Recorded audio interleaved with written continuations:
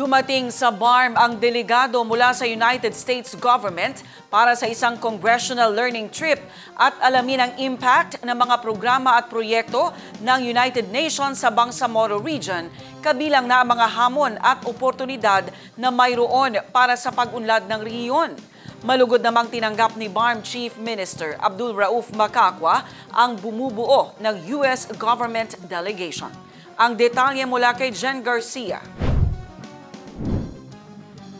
Ang kritikal na papel na ginagampanan ng United Nations sa pagtulong sa Bangsamoro Autonomous Region in Muslim Mindanao sa paghulma ng matibay na institutions, pagsuporta sa mga internally displaced communities, pagpapabuti sa access sa health at nutrition, pagsusulong ng inclusive education, at pagpapahusay pa sa disaster risk management intervention, ang ilan sa tinalakay sa paghaharap ni BARM Chief Minister Abdul Rauf Macacua at delegado mula sa United States government.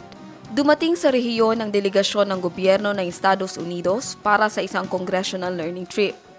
Nais mabatid ng mga bisita ang mga ginagawang pagtulong ng United Nations sa Bangsamoro Region, kabilang na ang mga hamon at oportunidad para sa pagunlad ng rehiyon.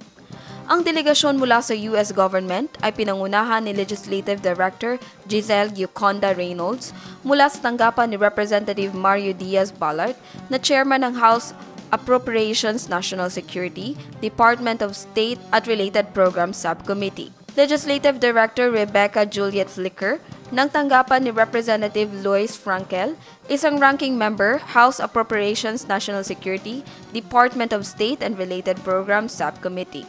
Cade Aaron Smith, Legislative Assistant mula sa tanggapan ni Representative Julia Letlow ng House Appropriations National Security, Department of State and Related Programs Subcommittee. Justina Marie Graff, Professional Staff Member mula sa House Agriculture Committee, at Kelly Victoria Yukimi Thompson, Legislative Assistant mula kay Representative Ed Case ng House Appropriations Committee na co-chair din ng Congressional Pacific Islands Caucus.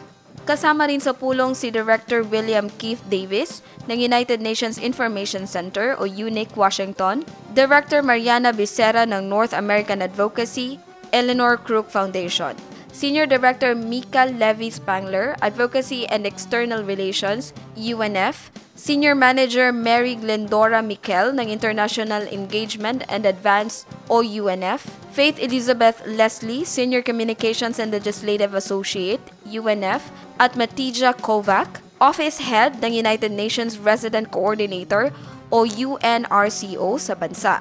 Bukod sa mga ito, dumalo rin ang mga representante mula sa World Food Program Philippines, United Nations Children's Fund, at International Organization for Migration Philippines. Jen Garcia, iMinds, Philippines.